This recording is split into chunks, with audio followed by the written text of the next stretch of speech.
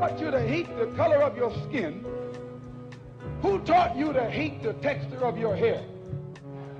Who taught you to hate the shape of your nose and the shape of your lips? Who taught you to hate yourself from the top of your head to the soles of your feet? Who taught you to hate your own kind? Who taught you to hate the race that you belong to? So much so that you don't want to be around each other. That one day, no, before you come asking this nation will rise up, you should ask yourself, live out the true meaning of its creed. Being what God gave you. Most of us blacks, or Negroes as he called us, really thought we were free without being aware that in our subconscious, all those chains we thought had been struck off were still there. And there were many ways where what really motivated us was our desire to be loved by the white man.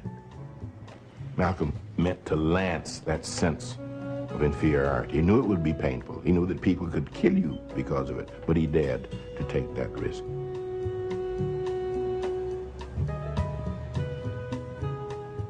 He was saying something over and above that of any other leader of that day, while the other leaders were begging for entry into the house of their oppressor. He was telling you to build your own house. Welcome to the Gilchrist Experience. It's really warms my heart to have my guest here today. It's my hero. That was one of my heroes right there, Malcolm X. And we're going to talk a little bit about those days and those times. I'm talking to one of the few producers that I know that can really relate to this, as well as or someone that can teach me something about those days. Welcome to the show, the producer, Gil Noble.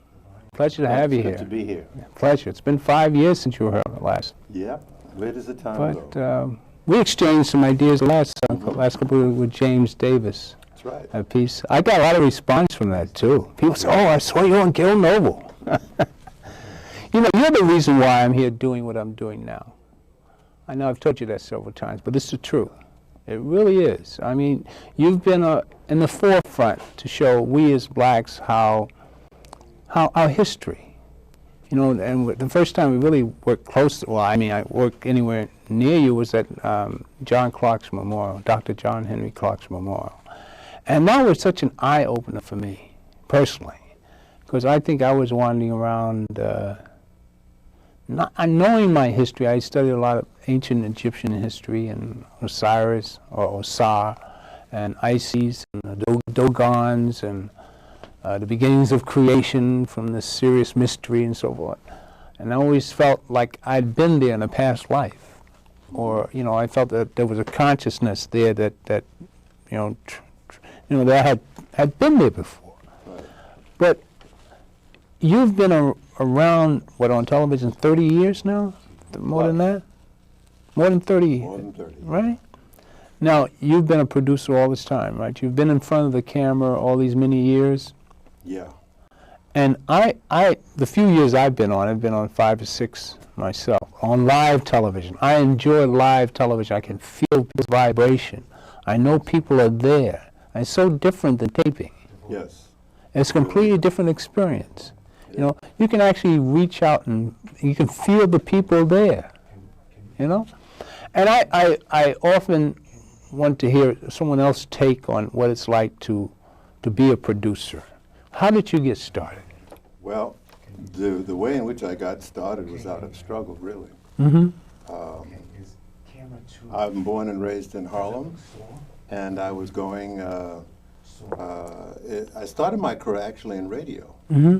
at radio station WLIV, Right. when they were located in Harlem Mm-hmm. on what they then called Lenox Avenue and 126th Street. Okay. And of course it would be renamed Malcolm X Boulevard. Right. That's where I really learned the rudiments of broadcasting Mm-hmm. and writing and editing and things of that nature. The mechanics was one compartment of my education. The other compartment of my education, this is in the mid-'60s now, this is around 65, The other component of my education was the politics of the day. That's the year Malcolm died. Yeah, he was 65. assassinated February? February 21st. Right. And I had not yet started. I started in the summer of '65. Okay. But there was so much going on in Harlem at the time, so much energy. Yeah. And being at 126th Street, the Abyssinia Baptist Church was, you know, a short walk. Right. And there was Adam Clayton Powell doing his thing, and then there was Louis Michau's bookstore on 126th Street, and what was then 7th Avenue, and the Muslims had the mosque on 116th Street, and the Panthers had theirs on. Right. Oh. So there was so much energy and so much information. So I was growing in two ways. I learned the mechanics of journalism and production and things of that nature, and how to write, copy, and things. But the most important thing, I think, was my political education, because mind you, I came out of a public school education and high school and college where I learned nothing at all about myself. I mean, that much.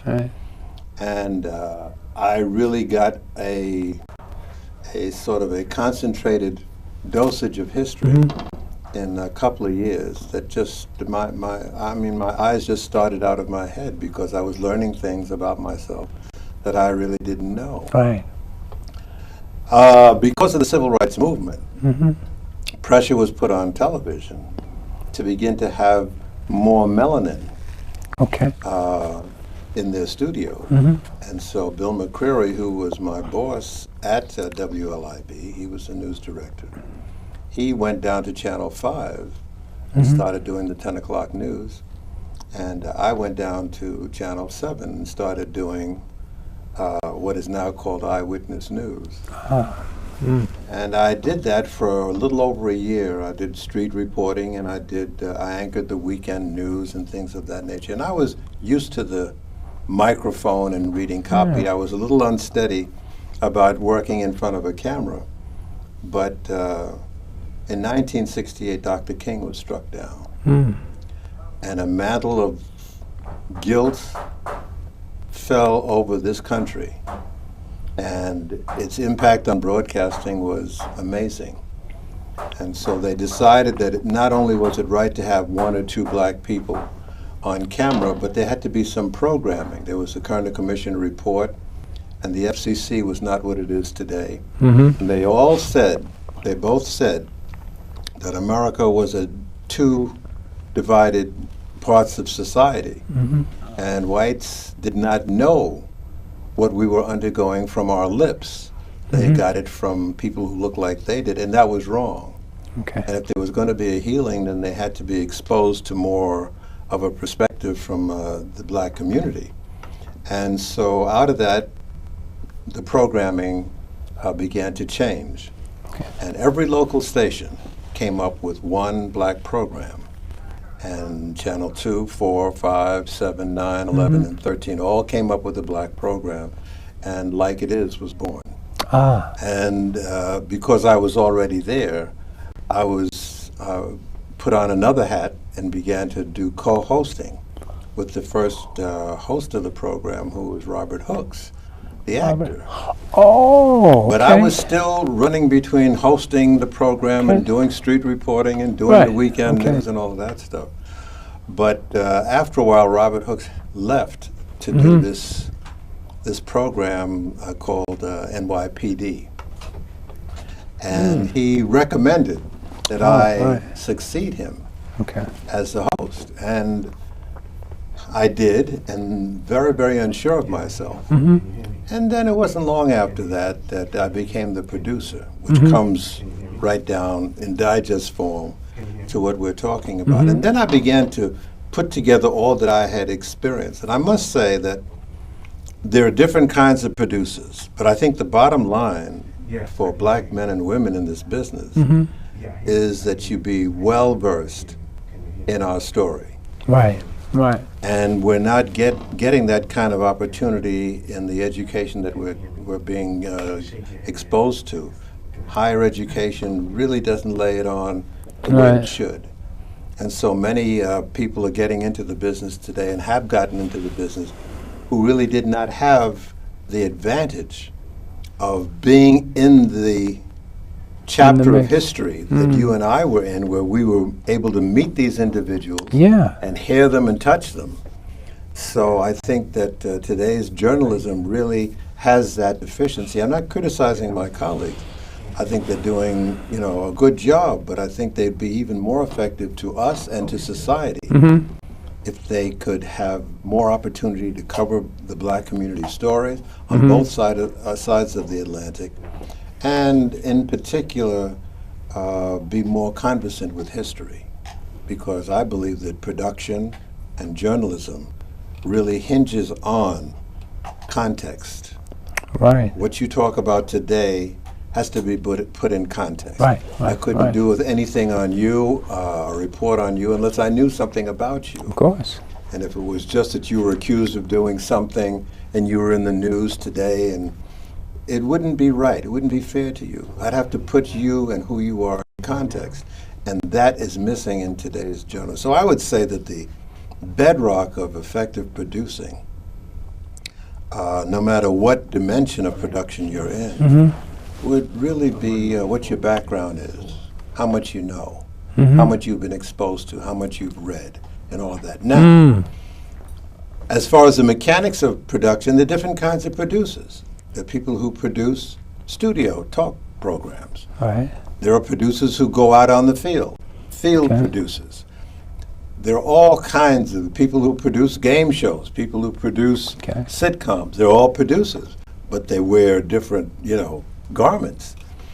But I think the bottom line, as far as I'm concerned, whatever it is, that if you have a good background, then you can do even an entertainment program in a way that it does not denigrate our people. And I think everybody comes out the better for it. Well, I have an ambition to have our own television station. And I could think it would honor me if you would be the head of it and teach people television production. Teach them how to focus on an idea, or how to be constructive about presenting our history to the world. Because our history has been so diluted or hidden and lied about. We've been bamboozled and You're right. Just served. It's hard when you think about going to public school, like you said, and you're taught that the Greeks were the beginning of civilization, or 300 A.D. And what happened prior to that? Exactly. Where was Egypt in 10,000 B.C.? They were building pyramids, and the European was in a cave. And I think the more that you know about history, not only does it benefit the work that you do on camera and professionally, but it just adds to your dimension as an adult, as a black man or a black woman. It straightens your spine and squares your shoulders. That's right. It makes you carry yourself in a different way. The more you know about yourself, the better. And then, of course, it'll affect the caliber work you do. What about Malcolm in the beginning, when he talked about who taught you how to... that's interesting, because in the 60s, even more so in the 50s. When I remember being in high school in the 50s, and, I was up north. So, the most profound exposure to racism to me was Emmett Till, 1955. I was 14 years old too. So I couldn't fathom why they would do something like that to a kid. And I was in an integrated society. I went to George Washington High School. It was 50-50. It was a Jewish neighborhood in those days. And I lived on 147th in Amsterdam, and you go over to Broadway and Riverside, and all that was white in those days. The policemen were all Irish, and the gangsters in Harlem were, But I didn't feel that much of lack of self-esteem as much as... I always thought it was funny why they would sit in the sun and try to get our complexion. I was always amused by white racism. But when this Emmett Till came up, it really floored me how they could do that to anybody. So they were like, something's wrong with these people. Because I knew whites that weren't anything like that. But come to find out, it was all more subdued in the North than it was down, the blatant racism that you found in the South. I mean, is there any situation where you found or were exposed to life and realizing what sort of problems that you incur being black here in America? Well, there were no Jim Crow signs in Harlem. Mm-hmm.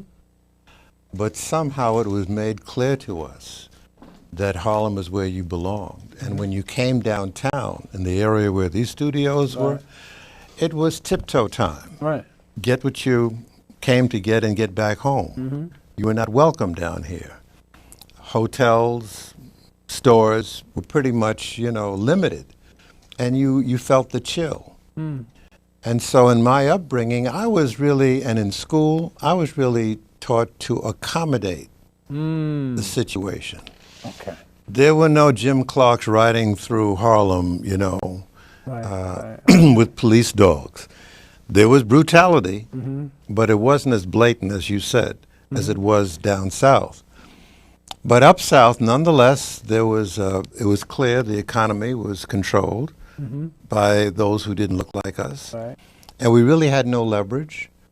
And even our heroes, they lived in Harlem. When Joe Louis came to defend his title at the Yankee Stadium or the Polo Grounds, he had to stay in Harlem. He couldn't stay in a downtown hotel. So we were thrilled to see Joe Louis, not really thinking, of the dynamics and the details of racism. And we were taught to accommodate it. It's the way things were and the way things are, and you just have to sort of gingerly skitter around it. So you learned your place and how to maneuver by inference. Now, one of the things that really shook me up about Malcolm, he dropped his last name. Now, part of our socialization was to take great pride in our last name. Right. Now, he talked about that in this opening sequence. Well, I couldn't swallow that. That was a tough thing for me to swallow. Right. Why would you drop your last name? Right. We used to revel in, the European ring to our name. If it wasn't European enough, we'd put a QUE on it, or you know what I'm talking about. Right. And I was for Winston Gilchrist. Oh yeah, look at my name. So, all right. At least the one I go by. Right. And so I couldn't swallow that. I had a lot of trouble with that. And then he talked about white people in a way that we were socialized not to. You didn't dare talk like that. And here was this man, we were thinking some of the things he was saying, but not to say it. Right. And he was talking about, evil, right. the evils of racism, and he talked about white people's looks. Pale skin, yeah. Yeah, and he was accused of being pale thing. Yeah, he was he was accused of being a reverse racist. But I came to understand that what he was trying to do was balance the equation, because we had been given a stilted sense of self, and we thought that the lighter you were, the better. The straighter your hair, the better. The more aquiline your features, the better. And so he tilted it the other way and said, brother and sister, your hair and your skin is beautiful. That's right. And they are the ones who are deficient. They are the ones who are ugly, and we're the ones. And so it was a hard thing to digest. And before I knew it, Malcolm was gone. And then I really understood how valuable he was. And I made up my mind that I was going to really devote a lot of my work to telling his story. Because in a way of trying to atone for the sins of my ignorance. I lived in Harlem. Right. And I was scared of Malcolm. And I'm not, I have to just admit that. Right. And if I heard that if there was a rally in Harlem down the block, I was going in the other direction. I didn't want to hear that crazy man. Okay. And I knew a white fellow who was going to Princeton. And he called me up one weekend, and he said, I'm coming to Harlem because I want to hear this man Malcolm. He just spoke on my campus, never heard anything like that. And I said to him, you're going to come with your whiteness to go and hear this man talk about you? I said, no, that's crazy. He said, no, I'm coming. Because he beat up all of the heads of the department down there in history, theology. He beat them all up. Right. And I just have to hear him again. So brilliant. He came to Harlem, and he was going to the Rockland Palace, where the nation was having their rally. Yeah. And he said, okay, let's go. I said, what do you mean, let's? And I refused to go. And we had a big argument. And I said, no, you go ahead and, that man he's crazy, And so he went, and he came back paler than when he left, Because he heard some truths. Yeah, he said that he was put in a segregated section where there were no chairs. He had to stand for 2 hours while Malcolm poured intellectual boiling oil over him and his history, and talking about what happened in this country. Right. I said, well, I told you not to go down there. I told you, And I was arrogant in my ignorance. And it wasn't long after that he was assassinated. And a Muslim brother, who I didn't know was a Muslim, who lived in the projects where I was living at the time, and he said, I got something I want you to hear. And he had a recording of Malcolm, and he gave it to me. And I sat up all night just playing it over and over. I realized, what had been done to me. I had been just robbed of access to this wonderful, extraordinary man. And so I carried that with me, and I still do. It's you may not see it, but it's right across my chest where my heart is, and it's right across my forehead where my mind is.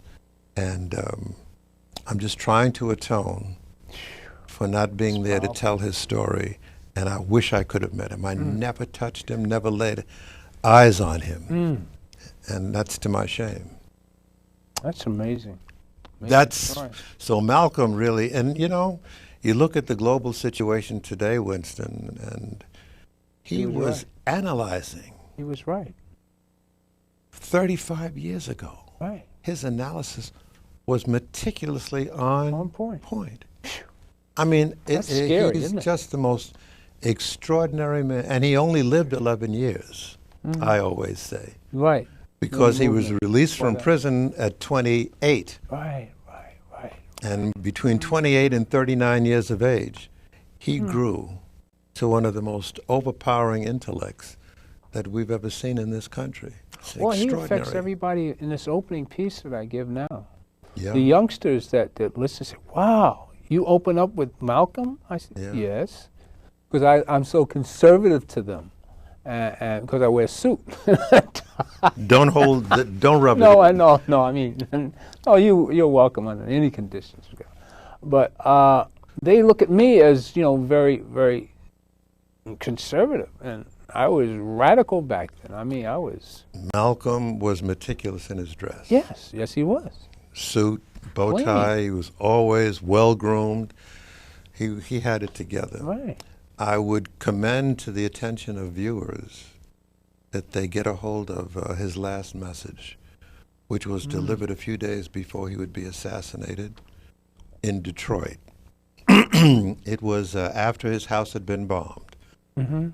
And he's introduced, and you hear him coughing and everything, and he apologizes. He says, I'm awfully sorry, but, there's smoke in my lungs and all of that, and please forgive the way I look. Because I had to grab, what was the first thing I could get my hands on after this firebombing. Okay.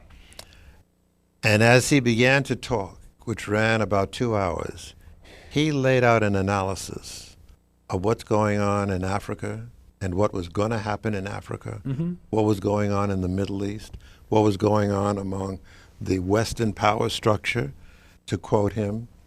And it is right on point today. So I would say that that's a testament to his brilliance. Can't say enough about this man. And this is not at the expense of Dr. King, because I saw Dr. King, and I heard him speak at the Convent Avenue Baptist Church. My church, yeah. And he knocked my socks off. Everybody talks about that. Yeah, I've never heard anybody talk like that before in person. Yeah. Because I went to an Episcopal church.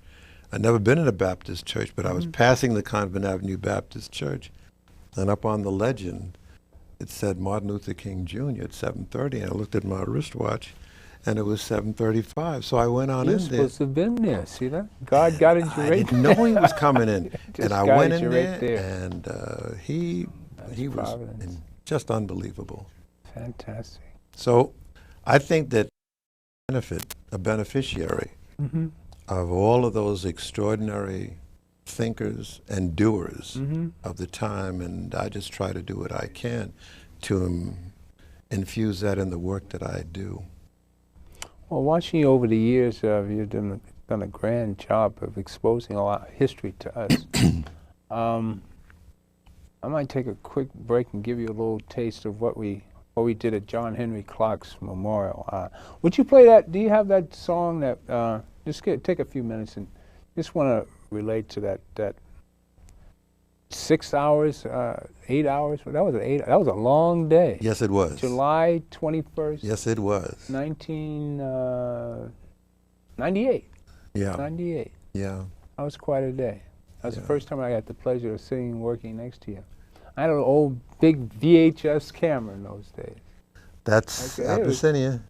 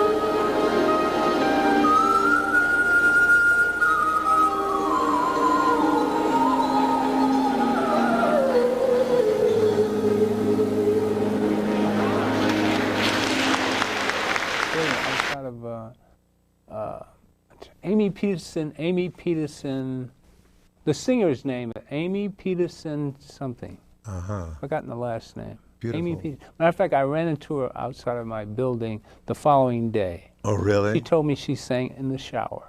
She wasn't professional. She wound up being the daughter of one of the secretaries, Dr. Clarke's secretary. I think, Oh, I like see. that. And she was called in from the Midwest somewhere just to sing that song. But that was quite a day. Now see, that was an eye-opener for me, Dr. Clarke.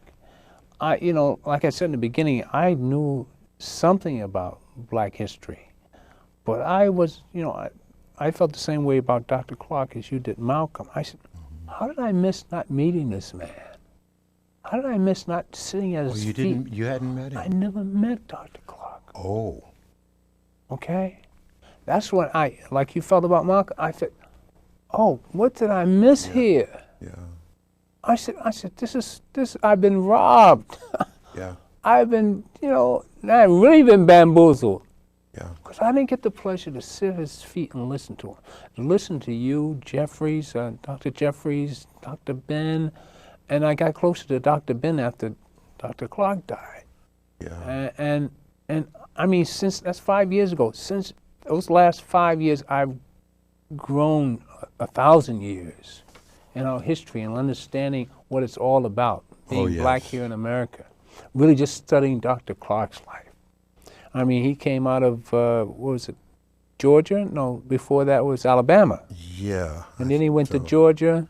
Yeah. And then he came to New York in 32, I think, 33, Yes. and sat at the feet of Schoenberg. Schoenberg. Arthur Schoenberg. At 18 years old. Yep. Self-taught. Taught himself how to read and write. Yeah. And today we sit back and look at a genius. Amazing what he finally got how many degrees after 20 years, I think it took him to get his master's or something. Yeah. Then a doctorate. Yeah. But to be self-taught and leave us such a legacy. I mean, I was just so, that point, that's when I start really blowing up as far as our history is concerned. I think history, again, is the backbone. I mean, I believe that what you know, what you learn in school, is really a weapon. Okay. And they teach you how to fire the weapon in school, but they don't teach you who to fire it at. Okay. And I've always said that if you really don't have a context or an historic background, you are dangerous because you have this loaded weapon and you don't use it appropriately. Okay. And there are many people who use the mechanics of their education inappropriately, and they use it against our people or against themselves. So I think that the education that you're armed with is all important. John Henry Clarke and Dr. Ben and Ivan Van Sertima, they appeared on Like It Is, and they did a series for about 3 hours consecutive. And it just got an overwhelmingly large audience response. And, a lot of the mail for transcripts, the requests for transcripts came from prison. Prison, yeah. And I still get requests. And they ask for the program by show number and date. Wow. And this was over 30 years ago, because it was at the beginning of my career. Yeah, that they were on. Wow. So it shows you how thirsty we remain about knowing about self. We really don't know a lot about ourselves. And I think that's the role that we have to bear the responsibility for as producers. We have to see to it that the truth is told.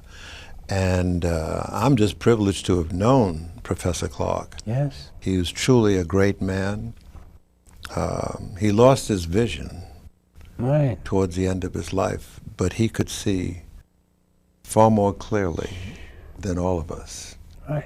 He had a clear understanding of Africa and our presence here in this country. And he really just filled me up with self-pride and a focus. I'll always be grateful to him. He's a very unassuming man. Yes. He had a brownstone house in Harlem. And Convent? Convent house? No, between 7th and 8th Avenue. Oh, 138th Street. Yeah. 37. And in the basement, he had thousands of books. He had to build special shelves to accommodate all of these books he had down there. And spent a lot of time down there with him. And every one of those books was frayed. All the pages were frayed. So he could sit down and talk to you and make references to books, not just by title, but by page and by chapter. I mean, he could break it right down, and he'd be right on the money. Everybody talks about him like that. Yeah, he was an extraordinary man. And that's why I say that he never carried a gun or a blade. Didn't need to. But he was armed, and he was dangerous. Wow. You know, that's one reason why I think we should have something of our own uptown, so we can take his archives and your archives, Dr. Ben's archives, Professor Small, Dr. Jeffries, all these gallant historians that there's no place where we can see their works. Yeah, I agree. There's no place on the planet where you can really see your history. And we owe it to ourselves before we move on. I mean, yes, I'm very concerned about that. Okay. I think we owe it to those who influenced us. And believe you me, you and I wouldn't be sitting here talking if it were not for the pressure that those warriors we're talking about put on this country. What about today? What about today? What about today? You see less black programming out there today of any consequence other than sitcoms. I mean, we're still, you know, Stephen Fetcher, and that's all I see on television, except for your show. Well, I think we reduced the demand. There was a clear demand in the 50s and 60s. Okay. We were, as they say in Harlem and elsewhere, we were jacking up America. Okay. Because they had mistreated us and misinformed us. And so we were putting pressure in many areas of this country. One of them was media. Another in schools. Black history programs began to be born. Black history departments began to spring up in colleges. All because of this pressure. Students put a tremendous amount of pressure up at CCNY.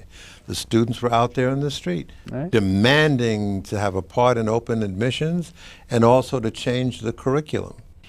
Now, I think the demand, I know, the demand for that kind of remedy has been reduced. And I think, unfortunately, too many people in too many walks of life who are burnt of skin, as Dr. Ben would say, have stopped making a demand. They're well salaried, well employed, well housed, well driven, and you don't hear a peep out of them. And I think that's unfortunate. I think we really have to remember where we came from and how we got where we are. And it wasn't a bootstrap story. In other words, you can't tell a youngster, I got my job because I majored in this and I went to, no, that's not how it happened. The way we got our jobs is because some people fought and bled and died for it. So we owe that to Mrs. Hamer, and we owe that to Malcolm, and we owe that to Martin. So many. To tell the story. Just tell the truth. That's all. But that's not profitable today. It's more profitable to do lighter stuff and more entertaining, quote unquote, kinds of programming. The rewards are not great to pursue the more profound issues of our experience. And I think it's a lot of black people really do not put enough pressure on media to do so. Well, I'm constantly stopped in the street and told, we want to see more of Philip Valentine. We want to see more of Professor Smalls. We want to see more of Graham Weatherspoon, 100 Blacks in Law Enforcement Who Care. I had Dr. Jeffrey. Leonard Jeffries. I always want to see Jeffries. You know, people who are hard-hitting and tell us the truth about our history. That's right. I mean, but from commercial television, you're the only one out there doing yours, and yet you're at 12 o'clock on a Sunday when most of us are in church. I mean, why isn't your time slot, 9 o'clock Sunday night? I'm sure, you get quite a following. Well, I think that the bottom line in this society is money. Okay. And profit. Okay. And if it doesn't make money, it doesn't have much relevance in the eyes of many of the people who control media. Well, how can we They are help you? driven by... How can we help you? Oh, that's another story. I think the best way you can help me is to be a stand-up man and woman, Okay. and to fight for that which is right, Okay. which is how I got started, as I said. All right. I'm not looking for anybody to support my particular program or my particular situation. I think if we just stand up for our people, Okay. I think that we'll get better justice. It is a shame, I believe, that we don't have enough serious programming. The condition of black people is grave. On both sides of the Atlantic, as we know. Especially young. Look at the And young. we're not covering the story. We're not doing it adequately. We're not pressing the envelope. I think those in the business need to raise Cain about it, and I think that the community needs to raise more Cain to see that this story is told about what is happening. Otherwise, I think that we're going to not only stay where we are, but slip and go back. In fact, it's starting already because we're losing jobs, Yes. and Black History Month ain't what it used to be 10, 15, 20 years ago. Black History programs are, fading out. You don't see them. All the corporations used to have Black History programs in February. They're gone. It's faded out. Since And the a lot 80s. of colleges have stopped, Black History Month exercises. It's serious. Well, I want to better bring all wake that up. stuff back. What's that? I want to bring all that stuff back, that black doing it. consciousness. But I want on a grand scale. I think we need our own station. Mama may have and Papa may have, but God bless the child. Amen. With his own, Yeah, of course. yeah. Well, that's the whole thing. I think that's the only way we can get our story out, if we own it and we tell our story. Yes, and I think that we have the economic muscle to do it Well, let's do it. because we have the wherewithal to keep many major products in existence. Many major corporations would not be in business were it not for us as consumers. And now many American corporations are shutting down their plants here in this country. Oh, and they're yeah. opening them overseas, guess where? Yes. In Africa, in places of color, all right, where they get cheap labor. Of course. So I think that if we were to reclaim our leverage and our muscle, and I think that it would be a different story. There's no reason why Africa should be in the shape that it's in. Right. But we have to fight to get it better. Africa is wealthy. How is it that a country as wealthy as Africa can have so many poor people? Well, we know it's And been raided. The Western powers are just feeding off the wealth Of course. of the riches of Africa, and we're not the beneficiaries of it. And even in our communities here in this country, I don't know of any black communities in this country where the economy is controlled by us. I can't. We got to start with Harlem. Huh? Our homeland. I think we have to start right in Harlem. Well, I believe that. Okay. I believe that. And if we controlled our own businesses and our own economy, that would give us more leverage in schools, would give us more leverage with police and the political Yes. system, and also with media, because we'd have our own corporations and we'd be able to sponsor our own programming Okay. and get the kind of relevant programming. But I think that you got to have another God than a dollar. Yes. You got to put that aside. I think money has its place, but not at the expense of being a traitor to your past. You know what I've learned over the last, I knew it before, but I learned it's come to me more so in the last 5 years, understanding our spirituality, understanding how we're really the true children of God. And that if you're black in America and you don't know God, you're in trouble. You're in deep trouble. Yeah. And Reverend or Minister Conrad Tillard or Mohammed Tillard made a comment to Malik Shabazz that you have to love your enemy. And Malik Shabazz, flared up and said, love my brother, but not my enemy. But I think we as black people are spiritually strong enough to reach down to the decadent person who has a lack.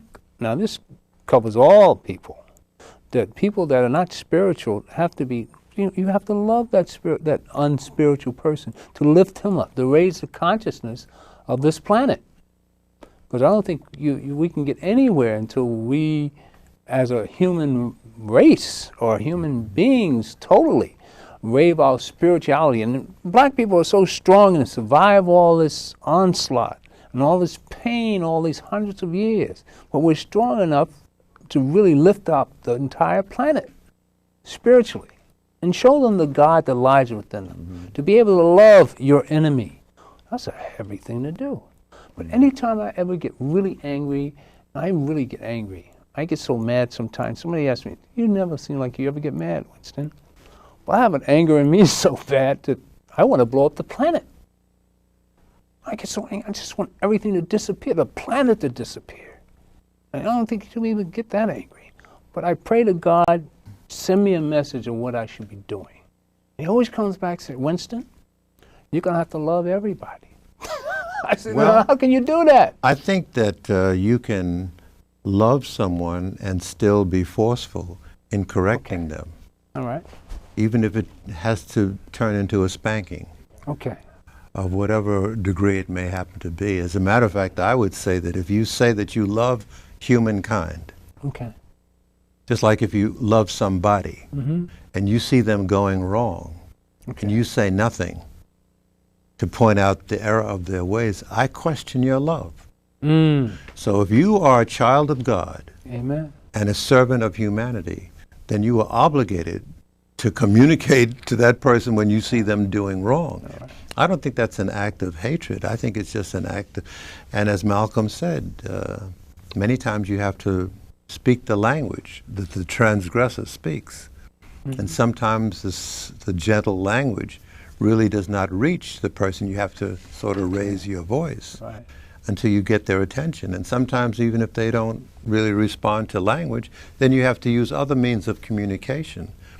If you're walking down the street with somebody in your family and somebody starts to harass them, you say, man, why don't you chill out, and stop that. And if they continue, you raise your voice and say, now look, and if they continue, you have to use more persuasive means of getting across to them that they need to leave your family member alone. So I think that it's not wrong, and even Christ himself picked up the cane and went upside some people's head who were involved in wrong. I don't think that diminished his love of humankind.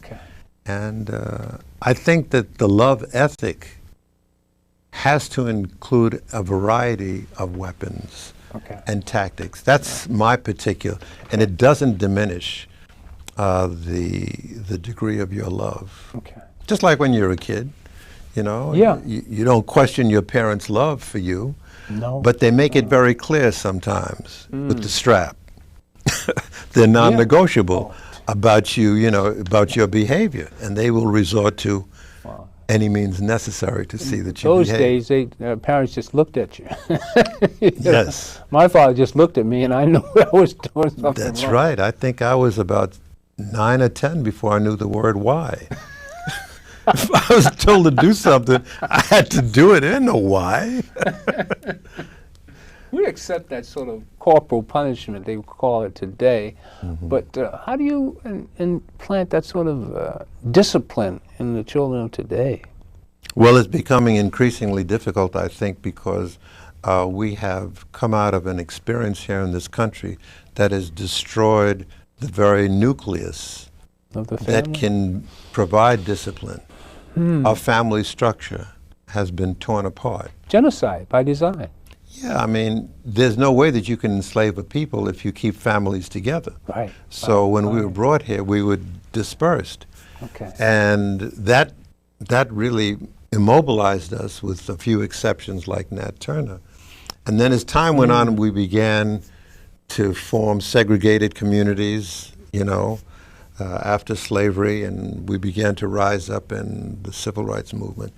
But I think that, again, the narcotic of success has sort of, chilled us out. And we don't have that kind of forceful power in our home structure. Now, I'm speaking in broad terms because there are, of course, good families among us, but it's very difficult for black men to be men in this country. It's very difficult for black women to be black women in this country. Yes, and because of the value system that has been beaten into our heads, we are more hostile towards each other than those who are creating our, it's a very, very difficult, very difficult thing to undo. It's going to take a long time. The creation of the situation took centuries, and it's going to take a while for us to undo it. But we better get started. I say to most of the young people I come in contact with, matter of fact, one of the young persons that are here, I said, let's ignore the white man. Let's pay attention to what we do to one another. But I thought you was talking to me about love. Well, you got to love your brother. Oh, I see. Your real brother. But you said forget about the white man? Well, I mean for the minute. Okay. Because you're too busy hating him. That's what I'm saying. People who have so much hate for the white man. Right.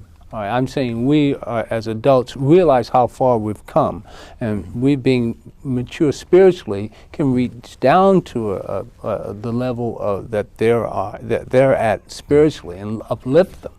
But those children, can I say, or young adults that haven't been through the trauma that we went through, and haven't experienced all the the ups and downs that you do when you get to past 50. Well, I think we also need to pick up our own communities. And, right, exactly. Other communities are a secondary priority. Okay. But I would like to see our people, become stronger and whole, and have greater control over our young people and of our schools and all of those things in our economy. I think that that's a priority. And then, when we reach that plateau, I think that we can deal and interact with other ethnic groups. Okay.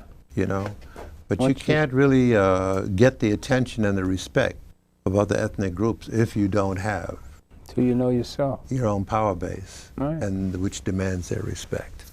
Oh. This has been powerful. It's an education being this close to you, Mr. Noble. I mean, I really respect what you say and what you've done in the past, and hopefully I can follow. Why don't you stop, man? Well, you have no idea how you affect me. I mean, I took a look at the last show I did.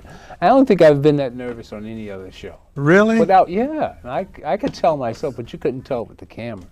But I remember that first show, and then it didn't come out perfectly, and I was so disappointed with it. But I had to clean it up a little bit. But that was one of my earlier shows. But today I just do them with such ease. You're doing a fine job, and it's good to see you out on stories and out there documenting. I try to be everywhere. Yeah. But I need a team. I need you to head a team of journalists. Yeah. I'll go back to this training center that we need in Harlem. And I'm going to talk to everybody that we know that are very interested in doing the same thing, putting archives in a position that we can see them all. I mean, we as a people. Let's talk. It has to be done. Let's talk. It has to be. Now, you come on every Sunday at 12 o'clock. 12 o'clock. Channel 7. ABC, and you're on from 12 to 1. That's correct. Most people are in church, but I always have to put a tape in for this. I'm sorry I can't see it live. I understand last week you had on... Dr. Joy Leary. Yeah, I missed that. I'm going to have to get a tape of that. She's talking about post-traumatic slave syndrome. That's interesting. And how the impact of the terror that we were subjected to for centuries has really crippled us emotionally and psychologically. And is at the root of many of the things that we're doing of course, to ourselves today. We should have started off with that. Yeah. Right? She's a very, very, very profound woman. Okay. And part two will be on this Sunday. Coming Sunday. Right. Yeah. Sunday, what is it? September. Somebody, quick, you quick, got quick. me on that. But this Sunday coming, so you're live, so you can't miss it. The 14th. 14th. September, Channel 7 at 12 o'clock. This is Gil Noble, Like It Is. And it's been a pleasure to have my hero here today. Thank you. Producing. Thanks for having me. All right. So how much time we got? Oh, we got. Let's see. When you're live. We have a little more time. When you're live.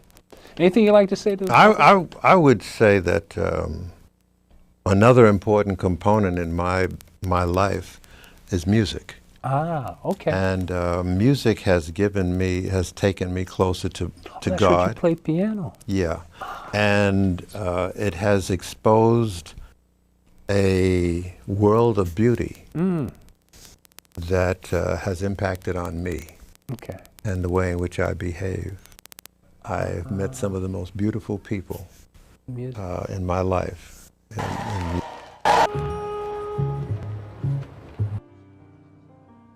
In December 1964, Malcolm debated at the Oxford Union in England.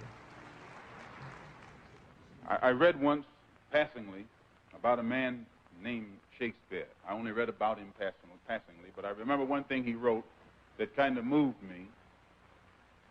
He put it in the mouth of Hamlet, I think it was, who said, to be or not to be. He was in doubt about something. Whether it was nobler in the mind of man to suffer the slings and arrows of outrageous fortune, moderation, or to take up arms against the sea of troubles and by opposing, end them. And I go for that. If you take up arms, you'll end it. But if you sit around and wait for the one who's in power to make up his mind that he should end it, you'll be waiting a long time. And in my opinion, the young generation of whites, blacks, browns, whatever else there is, you're living at a time of extremism, a time of revolution, a time when there's got to be a change. People in power have misused it, and now there has to be a change, and a better world has to be built, and the only way it's going to be built is with extreme methods. And I, for one, will join in with anyone. Don't care what color you are, as long as you want to change this miserable condition that exists on this earth. Thank you. Malcolm was